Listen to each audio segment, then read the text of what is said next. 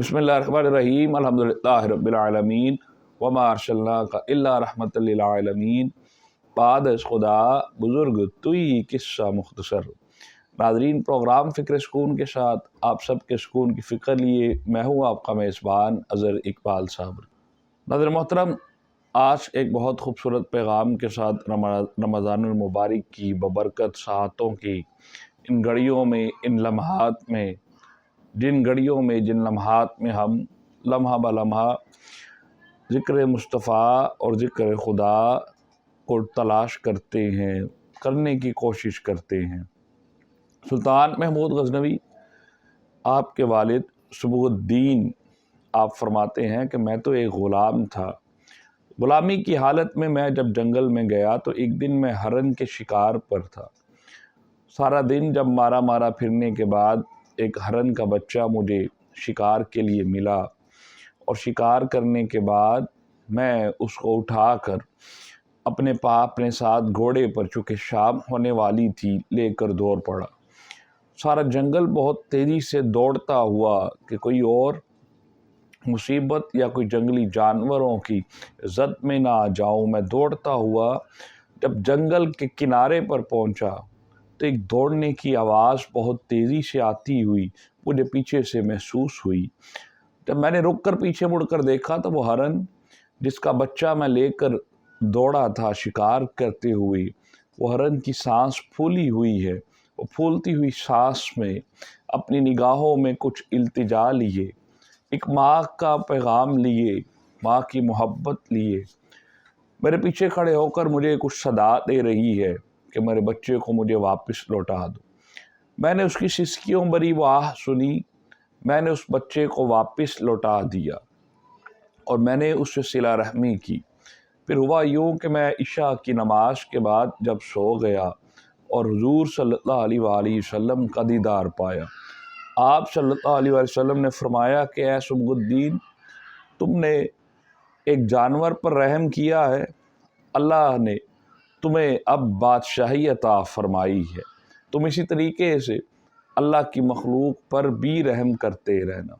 सिला रहमी का वो दर्जा, वो मकाम जो कि हम आम इबादात के ज़रिए हासिल नहीं कर सकते, मुख्तलिफ़ इबादात जो कि हम अपने रब के हुजूर पेश करते हैं, अमल करने की कोशिश करते हैं, उससे हमें वो हासिल नहीं हो पाता है जो कि हम सिला रहमी के ज़रिए हासिल कर लेते हैं।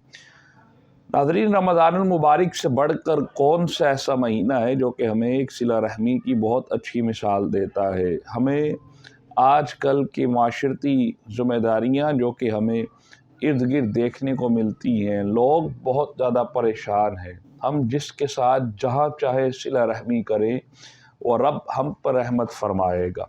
हुज़ूर सल्लल्लाहु अलैहि वसल्लम ने फरमाया कि तुम अहले ज़मीन पर रहम किया करो, रब करीम तुम पर रहम फरमाएगा।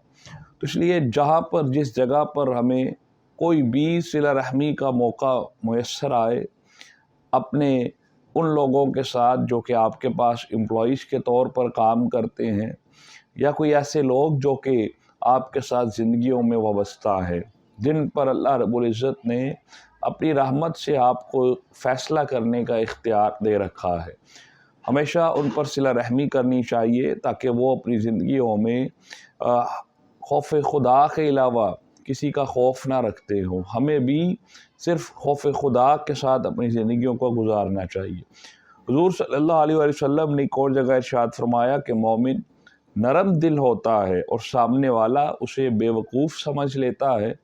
अक्सर व बेशतर होता यूँ है कि कुछ मालिकान या कुछ लोग जो कि अपनी ज़िंदगियों में इर्द गिर्द के लोगों को देखते हैं और नरम मिजाजी की बुनियाद पर मुस्कुराते हुए, सिला रहमी फरमाते हुए इस बात को टाल देते हैं और उनकी बात पर ज़्यादा तवज्जो नहीं देते। लोग यही समझते हैं कि शायद ये लोग बेवकूफ़ हैं।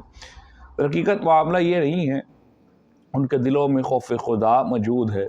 वो रब को राज़ी करने के लिए उसकी रज़ा की खातिर खामोशी इख्तियार करते हैं और ख़ामोशी के ज़रिए अपने रब को मनाने की कोशिश करते हैं, उसकी मखलूक पर सिला रहमी करते हैं। यही बेहतरीन तरीक़ा है, यही बेहतरीन ज़रिया है अल्लाह रब्बुल इज़्ज़त के हुज़ूर दुआओं के मजमूए को पाने का, अपनी اس کی رحمت کو اپنے اس عمل کے ذریعے حاصل کرنے کا۔ اللہ رب العزت نے خود نبی پاک صلی اللہ علیہ وآلہ وسلم سے ارشاد فرمایا کہ اے محبوب، اللہ کی خاص رحمت ہو گئی آپ پر کہ اللہ رب العزت نے آپ کو غلاموں کے لیے نرم دل بنایا ہے۔ اگر آپ کی طبیعت میں سخت مزاجی ہوتی تو یہ لوگ بیچارے کہاں جاتے، یہ تو آپ کے پاس بیٹھتے بھی نہ۔ اس لیے نرم مزاجی گوشہ نبوت سے ہمیں یہ درس دیتی ہے کہ آپ چاہے جس بھی منصب پر فائز ہوں، نرم مزاجی میانہ روی ہمیں زندگیوں میں بہت آگے لے جاتی ہے۔ بعض اوقات لوگ اس بات کا خدشہ رکھتے ہیں کہ لوگ جس طریقے سے فلاں شخص کے پاس بیٹھتے ہیں، مجھ سے بیٹھ کر گفتگو نہیں کرتے، مجھ سے بیٹھ کر اپنے دکھ بانٹتے نہیں ہیں، شیئر نہیں کرتے، کس طرح کریں جب ہمارے لہجوں میں، ہماری طبیعت میں نرم مزاجی موجود نہیں ہوگی۔ ہم حضور صلی اللہ علیہ وآلہ وسلم کی غمخوار امت کے جب ہم غموں کو نہیں سنتے تو پھر رب تعالی ہمارے غم کو بھی نہیں سنتا ہے، اور ہمارے دکھوں کو بھی نہیں سنتا ہے۔ حضور صلی اللہ علیہ وآلہ وسلم کی تعلیمات اپنی امت کے لیے یہی ہیں کہ ہمیں اپنے لہجوں میں، اپنی طبیعت میں نرم مزاجی کو دکھانا ہوگا۔ اس لیے جس کا قلب اللہ کی یاد میں زندہ ہوتا ہے، یعنی وہ خوف خدا رکھتا ہے، اسے وہ زندہ شخص تصور کیا جاتا ہے۔ وہی وہ شخص ہے جو کہ زندہ تصور کیا جاتا ہے، یعنی نرم مزاجی میں لچک ہوتی ہے۔ آپ لچک دیتے چلے جائیں گے، ادھر سے رب کی رحمت ہم پر برستی جاتی ہے۔ جب کوئی بندہ کسی دوسرے شخص کے لیے نرم مزاجی رکھتا ہے، لچک دیتا ہے، لیکن جس کا دل اکڑ جاتا ہے، وہ دل مردہ دل کی مثال کی مانند تصور کیا جاتا ہے۔ بس اوقات ہم نے دیکھا یہ ہے کہ لوگوں کے دلوں میں اتنی زیادہ سختی آ جاتی ہے اپنے رفقاء کے لیے، عزیز و اقارب کے لیے، دوستوں کے لیے، کہ تمام انہوں نے جو بھی کیا اس کی بنیاد پر مرد حضرات خاص کر جو شخص، اگر ایسا کوئی شخص جس نے اس کے ساتھ اچھا سلوک نہیں کیا تو صلہ رحمی کو چھوڑتے ہوئے اس کے جنازے تک میں شریک ہونے کے لیے نہیں جاتے ہیں۔ یہ ایک اچھا درس نہیں ہے۔ اسلام ہمیں اس بات کی اجازت نہیں دیتا۔ مومنین کے لیے اجازت یہی ہے کہ مومن نرم مزاج ہوتا ہے۔ ہمیں اپنے اللہ کو منانے کے لیے، اس کے رسول صلی اللہ علیہ وآلہ وسلم کو منانے کے لیے ایک نرم مزاجی کا گوشہ اپنی زندگیوں میں داخل کرنا چاہیے۔ یہ ولایت کا پہلا پہلو ہوتا ہے۔ ولایت کے پہلو پر چلنے کے لیے نرم مزاجی اور صلہ رحمی کا ہونا ضروری ہے۔ الا ان اولیاء اللہ لا خوف علیہم ولا هم یحزنون کا مزہ اس کی رحمت بانٹنے کے لیے تیار ہے، لیکن آج بھی کوئی ہم میں سے یہ کوشش تو کرے کہ وہ داتا گنج بخش علی حجویری نہ سہی لیکن ان کے راستے پر چل سکے، بابا فرید گنج شکر رحمۃ اللہ علیہ کے راستے پر چل سکے۔ تو یہ صلہ رحمی ایک بہترین پہلو ہے اس راستے پر چلنے کا۔ اس لیے حضور صلی اللہ علیہ وسلم ہمیشہ نرم مزاجی کو اختیار فرماتے اور آسانی کو اختیار فرماتے۔ اما عائشہ رضی اللہ تعالیٰ عنہ فرماتی ہیں کہ حضور صلی اللہ علیہ وآلہ وسلم کو جب بھی کوئی دو امور میں سے کسی ایک کو سلیکٹ کرنا ہوتا اپنی امت کے لیے تو آپ صلی اللہ علیہ وآلہ وسلم نرم کام کو سلیکٹ فرماتے، آسانی کو سلیکٹ فرماتے۔ اس لیے جب ہمارے لیے ہر چیز میں ہی آسانی رکھی گئی ہے، اس لیے ہمیں کوشش یہی کرنی ہے کہ اپنی زندگی میں صرف صلہ رحمی کو اختیار کریں۔ وہ رب سے تجارت کا ذریعہ ہے، تو ہم گویا یوں کہہ سکتے ہیں کہ صلہ رحمی بھی آپ کی اور میرے رب سے ایک تجارت کا بہترین ذریعہ ہے۔ جس نے رب سے تجارت کرنی ہے، اللہ اور اس کے رسول صلی اللہ علیہ وآلہ وسلم سے تجارت کرنی ہے، تو ہمیں ہر لمحہ یہ کوشش کرنی ہے کہ اپنے ارد گرد کے مزاج کو دیکھتے ہوئے، ارد گرد کے لوگوں کو ان کی غلطیوں کو نہ دیکھتے ہوئے صرف صلہ رحمی اختیار کرنی ہے۔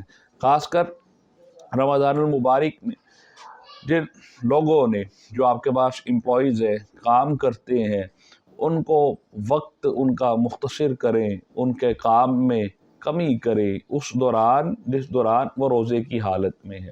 اس کے بعد چاہے افطاری کے بعد جب آپ افطار کر لیتے ہیں پھر تھوڑا سا کام بڑھا لیا جائے، ان کو روزے کی حالت میں سخت مزاجی ان کے ساتھ نہ برتی جائے، اور صلہ رحمی کے ساتھ ہمیں ان کے ساتھ پیش آنا چاہیے، تاکہ ہم روزے کے جہاں باقی فرائض سر انجام دے رہے ہوتے ہیں وہاں پر عملی طور پر صلہ رحمی کو بھی اپنے اوپر لازم سمجھتے ہوئے رمضان المبارک میں اللہ کے حضور اپنی مغفرت طلب کرنے کا ایک ذریعہ بنا سکیں۔